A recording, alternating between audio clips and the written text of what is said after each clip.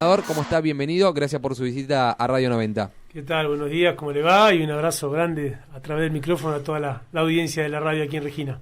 Saludamos también al legislador provincial, Lucas Pica. Lucas, bienvenido, también gracias por su visita. ¿Qué tal? ¿Cómo están ustedes? La verdad que para mí estar en la radio 90.1 es algo muy lindo. Soy muy amigo de mi amigo, el hombre del rock, Pablo Cambría. Así que la verdad que para mí estar acá es como estar en casa. Primero que nada, bienvenidos. Queríamos arrancar con ustedes, vicegobernador, para charlar un poco sobre lo que ha sido este año, cómo se preparan, por supuesto, para lo que serán estas elecciones, obviamente, pero conocer un poco cómo es el balance que hace el gobierno provincial durante esta gestión, este tiempo que se lleva de gestión, en un momento tan complejo también como es este contexto de la pandemia. La verdad que, como vos lo mencionabas, ¿no? Es difícil hacer un balance de gestión, sea de gestión del Ejecutivo, de la legislatura, sin este telón de fondo que nos puso la pandemia de hace un año y medio, que cambió absolutamente todos los órdenes de nuestra vida, laboral, individual, familiar, social. Creo que gracias a Dios estamos dejando un poco atrás esa situación. La legislatura no estuvo ajeno a esa realidad, y obviamente desde reacomodar forzadamente la manera de funcionar, la manera de sesionar, hemos podido mantener el trabajo legislativo merced a una muy buena predisposición, y hay que reconocer una muy buena voluntad de todos los bloques políticos que forman la legislatura, cambiar nuestra manera de sesionar, pasar a estar a través de un Zoom o de una pantalla, cuando la legislatura centenariamente se ha reunido presencialmente en bancas y a viva voz, hasta los temas a tocar, ¿no? Me parece que fue un 2020 atravesado plenamente por leyes y normas que estaban orientadas a paliar esta tremenda situación que estamos viviendo, desde temas o beneficios impositivos, desde tener que recurrir a herramientas financieras o crediticias para auxiliar a los sectores más golpeados, de las declaraciones de emergencia sanitaria, de extender estas medidas excepcionales. Me parece que, más allá de lo que uno tenga pensado, bueno, Lucas lo puede decir como legislador, en su andamiaje mental de proyectos que tenía pensado para el 2020, bueno, obviamente que tuvo que trastocarse un poco la idea. Hoy creo que está más parecido a la realidad que estábamos acostumbrados a vivir, recuperando paulatinamente, pero a paso firme, la presencialidad en el recinto, y ya empiezan a ocupar en la agenda legislativa otros temas, ¿no? Esta semana, por ejemplo, hay un paquete de leyes muy importante en tema energético, en tema ambiental, en tema de sostenibilidad en los medios de transporte, que el año pasado, si uno apareciera con un tema ambiental, con un proyecto de ley, en junio o julio, dirían, este está loco, si lo único que sabemos es cuántos casos va a haber hoy y cuántos fallecidos. Claro. Bueno, me parece que estamos camino a retomar una nueva normalidad, y ojalá así sea.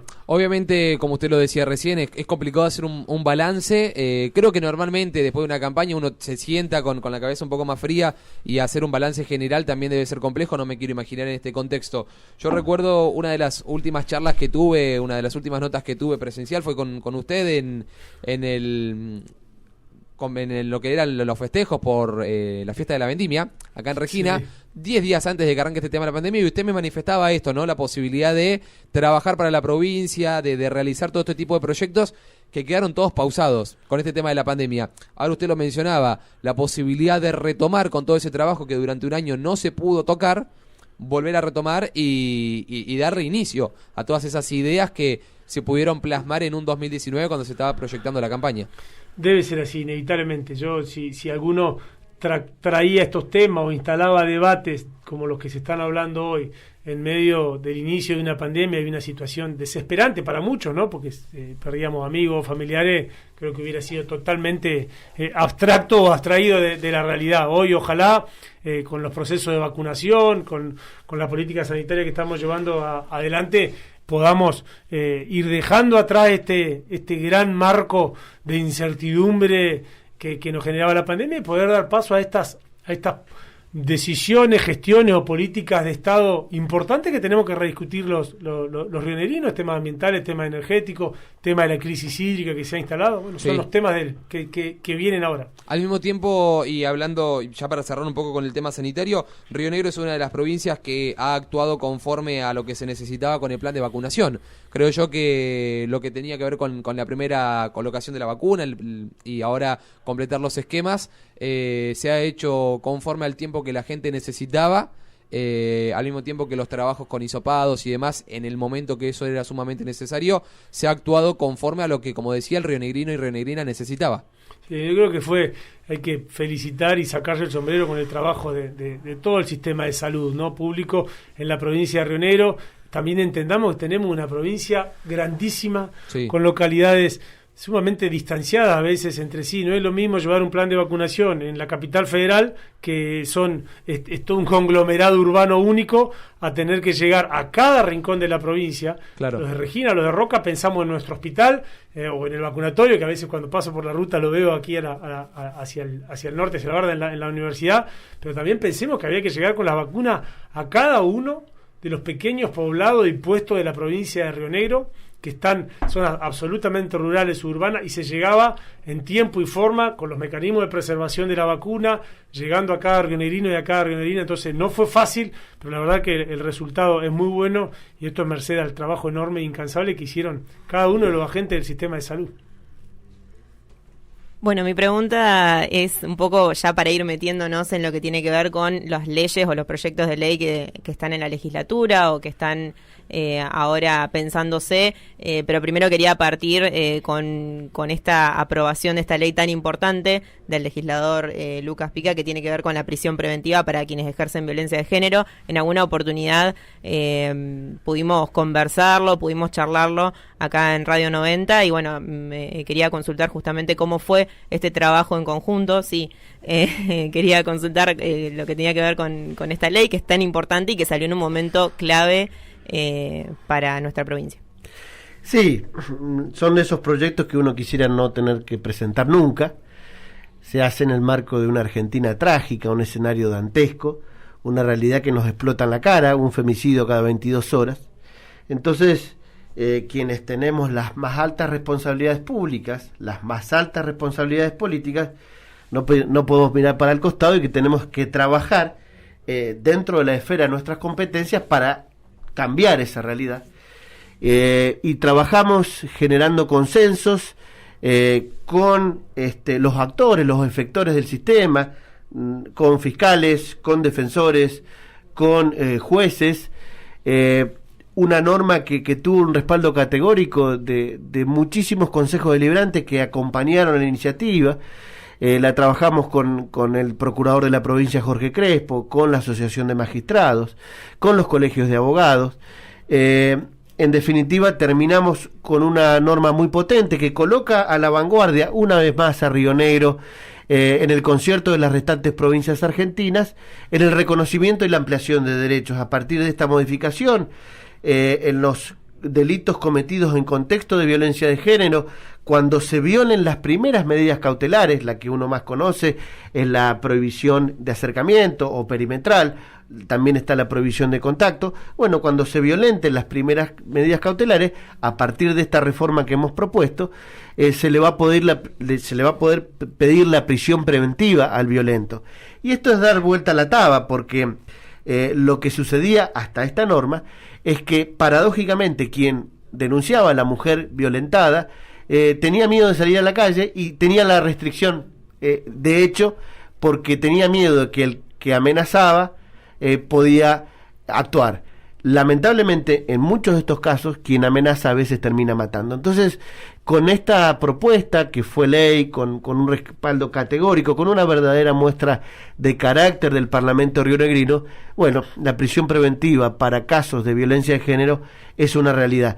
Un poco retomando lo que decía Alejandro, cuando la política en temas importantes se ponen de acuerdo, cuando la política deja de lado la politiquería y genera consensos, bueno, se producen este tipo de decisiones institucionales, como es esta ley de prisión preventiva para los casos de violencia de género.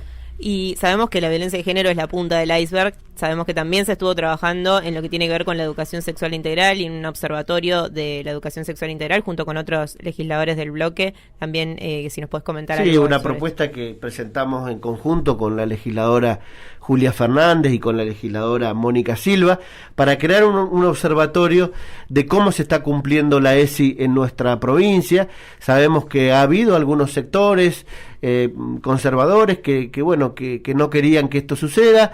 Nos parece que realmente es necesario, también es urgente, hay un grado de acatamiento importante, un grado de cumplimiento importante, pero tenemos que ir observando para ver si hay que mejorar, si hay que modificar contenidos. La ESI ha sido un paso adelante en nuestro país, hay un observatorio federal, nos parecía que también, para ver qué sucedía en las distintas provincias, nos parecía que también necesitábamos un espacio de monitoreo de las mismas características, pero para nuestra provincia.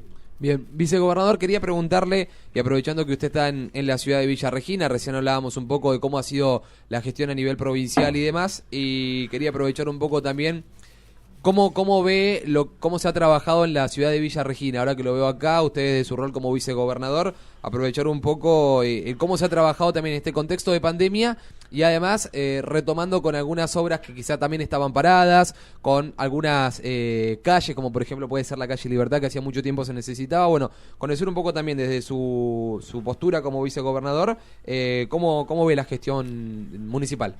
Primero, los intendentes e intendentas han tenido un papel clave y muy duro a lo largo de la pandemia. En toda la provincia. ¿No? En toda la provincia, no solamente en Regina. Lo hablábamos mucho con Marcelo cada vez que tuvimos la posibilidad. El gobierno municipal y su intendente y su intendenta son el primer contacto directo del vecino con una autoridad pública, los municipios, la provincia y la nación.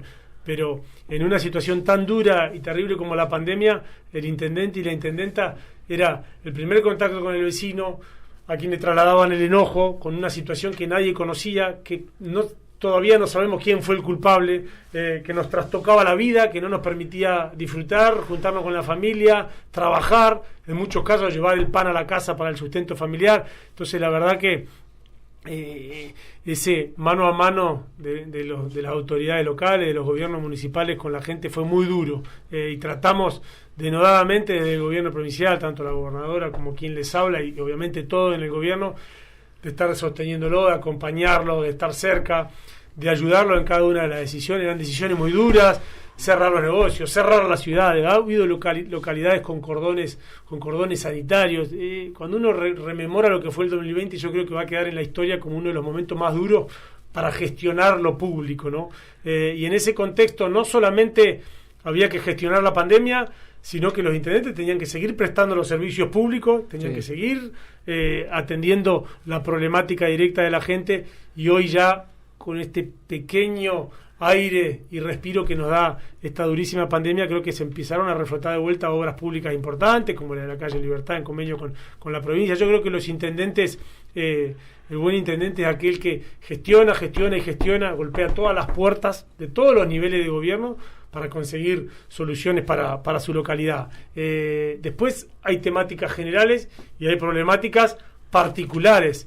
Regina es la única ciudad de toda la provincia que el servicio de agua y cloaca lo presta la municipalidad. Entonces, tiene una particularidad distinta, una problemática diferente, que lo obliga al intendente, en este caso a Marcelo, a gestionar cuestiones distintas a la de un intendente de otro de los 38 pueblos de la localidad. Entonces, eso también se retoma con la pandemia, y yo digo, más que se retoma, se continúa, ¿no? Porque la labor del gobierno municipal no pudo ponerse en pausa por la pandemia de COVID, dejar de hacer lo que tiene que hacer. Entonces yo creo que tal vez el intendente o el municipio ha sido quienes mayor rol o más difícil tarea han tenido a lo largo de esta pandemia, y esperemos haber estado desde el gobierno provincial a la altura acompañándolos con obras, pero y si no con ese apoyo que fue tan necesario durante esta gestión, ¿no? Bien, tengo una más antes de preguntarle al legislador ya directamente sobre la campaña, y usted hablaba recién de problemáticas por diferentes localidades o a nivel provincial.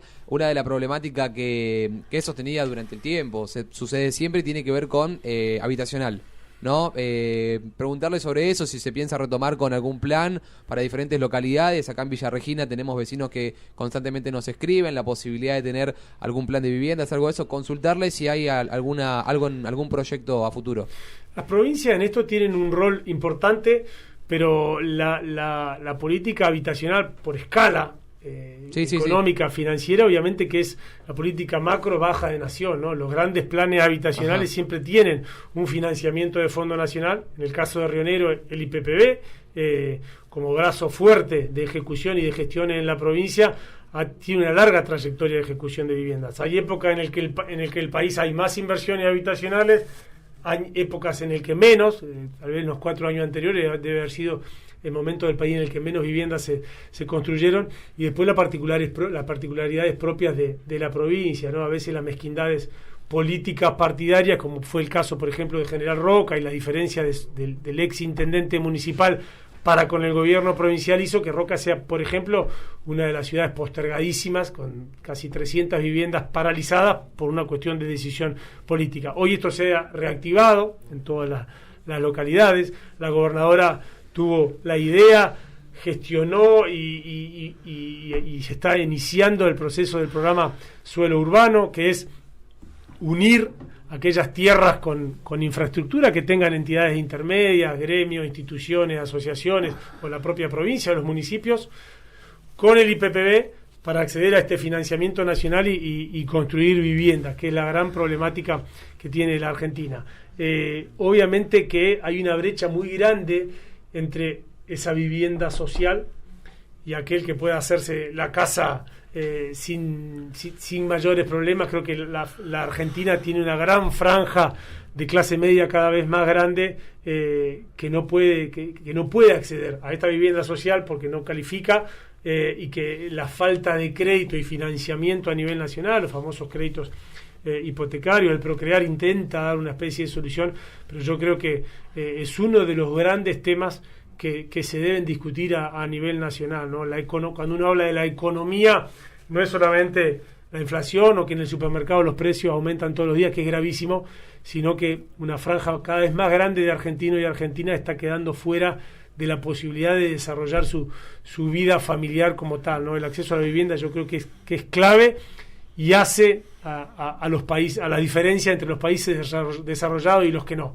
En Río Negro tenemos un programa en marcha, pensado con participación de todos los niveles. El Suelo Urbano participa desde el pequeño gremio hasta la provincia, el municipio y la nación. Ojalá sea agenda el tema habitacional de todos los gobiernos nacionales, más allá de quien le toque sentarse en la Casa Rosada, y sea sostenido en el tiempo, porque es una necesidad acuciante en forma permanente. Bien, estamos charlando en estudios con Alejandro Palmieri, vicegobernador de la provincia de Río Negro, y Lucas Pica, legislador provincial y precandidato a diputado nacional, suplente por Juntos Somos Río Negro.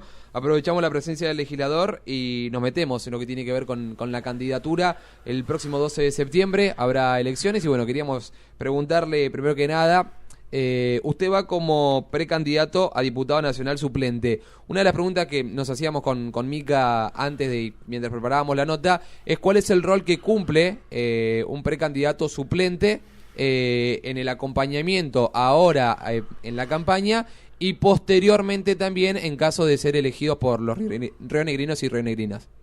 Sí, ser un militante más.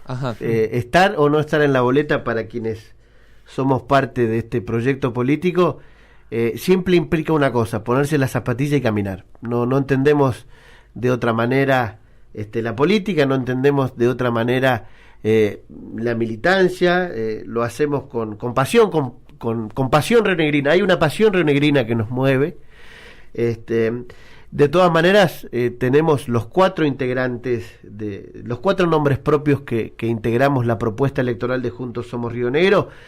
Estamos orgullosos y tenemos la responsabilidad de llevar el mástil de esta bandera que es Juntos Somos Río Negro, una bandera que denota identidad rionegrina, que denota integración rionegrina, que denota federalismo interno rionegrino, y la verdad que nos hayan elegido, que nos hayan nominado para ser parte de la boleta es algo que a uno como dirigente lo llena de orgullo y responsabilidad. Somos parte de la cantera y el semillero de Juntos Somos Río Negro, que nos hemos gestado en la gestión.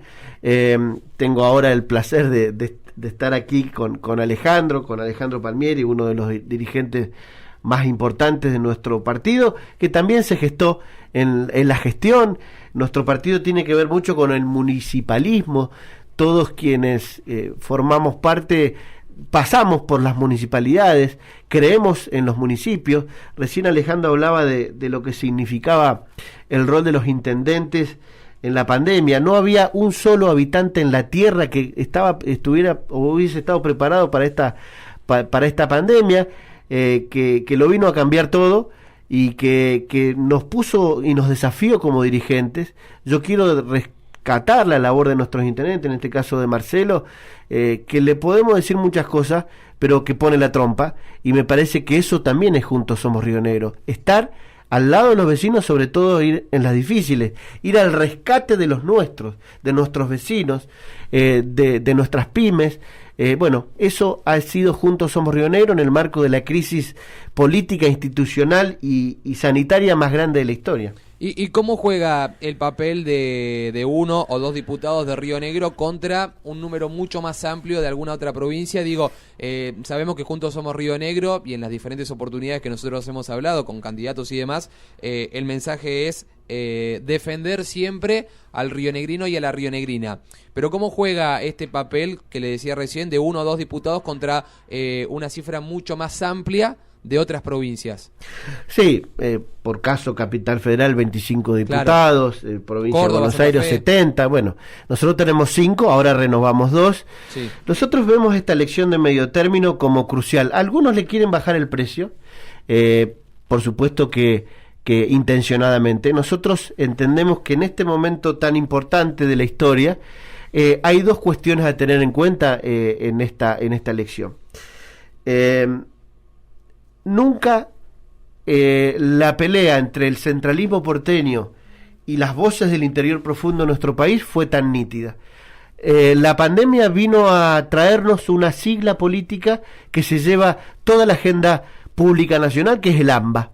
Bueno, en esta elección de medio término se dirime el centralismo porteño, que solamente piensa en el AMBA, y los partidos nacionales, que solamente piensan en el AMBA, y las voces del interior profundo de nuestro país. Nosotros estamos convencidos que tenemos que pedir más y mejor federalismo, que tiene que haber más voces del interior profundo de nuestro país en el Congreso de la Nación, porque si bien es cierto que nuestro país es presidencialista, ha quedado demostrado que los últimos líderes de nuestro país no han resuelto los problemas y que es necesario una agenda parlamentaria que geste el acuerdo de unidad nacional que se necesita para salir adelante. Que se geste un acuerdo de unidad nacional donde la inflación, donde los números de la desocupación, donde los números de la pobreza que nos causan tremendo dolor estén en la agenda para resolverlo. Pero ¿qué pasa? Sabemos que si esta elección la gana el Frente de Todos, esos diputados van a ir a Buenos Aires con un único mandato, votar todo en contra de lo que proponga Cambiemos. Si esta elección la gana Cambiemos, van a ir a Buenos Aires estos legisladores con un único mandato, votar todo en contra de lo que proponga el Frente de Todos. Allí está Juntos Somos Río Negro, que llega al Congreso de la Nación para defender lo nuestro, pero además llega al Congreso de la Nación sin cegueras ideológicas o sin corsets ideológicos que permiten acompañar cuando hay que hacerlo y votar en contra cuando hay que votar. Porque además, Juntos Somos Río Negro no tiene patrones en la capital federal. Inclusive hasta la gestación de nuestra propuesta política. Con mucha madurez y responsabilidad, la dirigencia de Juntos Somos Río Negro nominó los candidatos. Las fuerzas políticas nacionales tuvieron que ir a pedir pido a Buenos Aires para armar la lista, imagínense, para votar. Por eso, y no es un cliché, cuando hablamos de que necesitamos voces rionegrinas para rionegrinos y entre rionegrinos, de eso hablamos y de eso se trata. Legislador, quería preguntarle si usted tuviera que mencionar puntualmente o hacer como una breve lista de cuáles serían los intereses que va a defender Juntos Somos Río Negro en el Congreso? ¿Cuáles serían? No sé, pienso en la Y cuestión... yo tengo 4, Sí. los 4 puntos cardinales de nuestra provincia. Me parece que allí está, cuando hablamos de la defensa irrestricta de los intereses provinciales. Hoy recién Alejandro daba un ejemplo que para Regina realmente es muy importante. Cuando se bajan las retenciones a la fruta de las importaciones, que son cuestiones que se deciden en el obelisco, quien redactó las normas seguramente era un funcionario de un despacho muy grande en el obelisco, y se olvidó de las retenciones a los jugos de pera. Bueno, de esas cosas hablamos. Cuando en el presupuesto nacional por allá por diciembre la ruta 23 tenía 18 kilómetros, bueno, de eso hablamos. Cuando hablamos de defender lo nuestro, hablamos de esto, de que la gente vote en defensa propia, es lo que le estamos pidiendo, con el acompañamiento a la boleta verde, que es la boleta de Alberto, la boleta de Arabella, la boleta de Alejandro Palmieri. Este es el equipo de Juntos Somos Río Negro. Bien, legislador, bueno, un poco con lo que usted mencionaba recién, entonces, Juntos Somos Río Negro, lo que va es en contra de esta famosa grieta, ¿no? Va a defender siempre el derecho del rionegrino y la rionegrina, por lo tanto, le dejo el micrófono para ir cerrando. Sí, cuando hablamos de la grieta, hablamos de la trampa de la grieta, ¿no? Yo me acuerdo cuando nosotros íbamos a los cumpleaños, éramos chicos, y el mago arrancaba bien el cumpleaños, hasta que en un momento dado se cansaba y los chicos le descubríamos el truco. Bueno, los argentinos le estamos descubriendo el truco a estos vivos que idearon la trampa de la grieta para alternarse en el poder. El que está le echa la culpa al que se fue, y el que se fue quiere volver para echarle la culpa al que está, y por eso no podemos avanzar en una agenda de unidad nacional. Juntos Somos Río Negro somos las voces del interior profundo de nuestro país que reclamamos más y mejor federalismo, porque hemos hecho más y mejor federalismo interno. Eso Juntos Somos Río Negro, eso es el Plan Castelo, igualar las regiones. Tenemos autoridad mayoral porque aquí igualamos regiones y allá vamos a reclamar más y mejor federalismo. Bien, era para dejar el último mensaje, entonces, para el rionegrino y rionegrina que se acerque el 12 de septiembre a votar, y por qué debe elegir la lista, que en este sentido va a ser encabezado por Domingo Iberó y va a estar acompañado por usted, Marcela Ávila, obviamente como candidatos suplentes. Bien, ¿por qué?